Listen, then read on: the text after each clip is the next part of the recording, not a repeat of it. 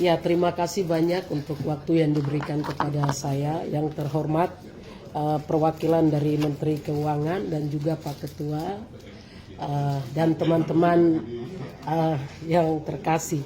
Mungkin di sini saya dari Provinsi Papua Tengah.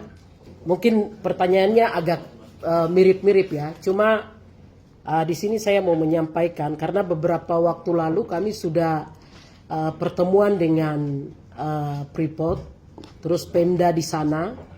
Namun di sini yang menjadi pertanyaan, berapa yang dihasilkan oleh PT Freeport yang dikasih ke negara?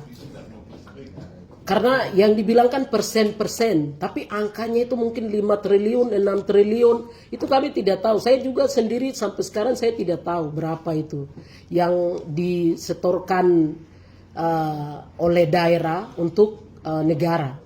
Kemudian sebaliknya dari negara kembalikan atau bagi hasil ke daerah itu berapa? Karena yang saya tahu tuh persen-persen saja, 80%, 50%, tapi angkanya tidak jelas. Mungkin di kertasnya tertulis 80%, tapi turun ke bawahnya itu tidak sesuai itu. Seperti itu yang pertama. Kemudian yang kedua, yang kita ketahui kan negara menguasai kekayaan alam semua untuk kesejahteraan rakyat.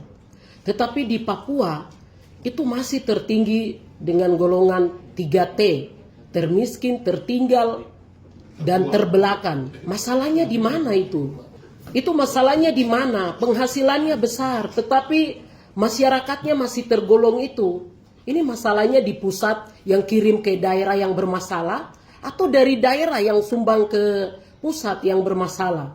Ini masalah, artinya saya bisa menyatakan kalau negara belum mensejahterakan daerah dan tidak adil itu. Karena tadi seperti yang Bapak sampaikan, misalnya penghasil sawit, itu kan berapa lebih banyak kasih ke provinsi yang penghasil. Dan di sana kita bisa lihat dari beberapa data, di sana oke, dalam arti tidak masuk 3T lah beberapa provinsi. Tetapi Papua, ini Indonesia sudah merdeka berapa puluh tahun, masih saja 3T, label 3T itu masih ada. Ini masalahnya di mana, Pak? Saya juga tidak mengerti ini. Masalahnya sebetulnya apakah negara ini bisa urus Papua atau tidak? Kalau memang tidak bisa ya kasih tinggal saja. Saya sampai berpikir begitu. Sorry ya. Sorry. Bukannya mau masalah bicara apa, tapi kan ini sudah 79 tahun. Kalau ini, jadi mohon kejelasan untuk Papua, jangan main-main karena kita penghasil kalau memang kecil ya sudah kita terima 3T, label 3T itu.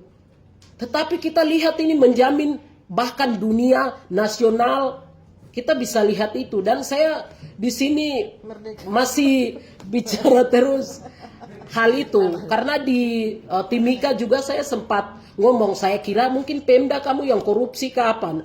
Mungkin negara sudah kasih ke kamu, tapi kamu yang salah gunakan.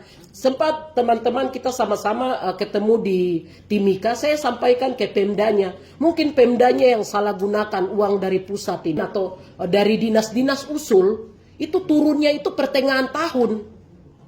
Misalnya uang dari DOB usul ke pusat, terus dikirim kembali, itu pertengahan tahun. Terus pembangunan di sana tidak berjalan, KPK turun, harus laporannya itu masuk cepat.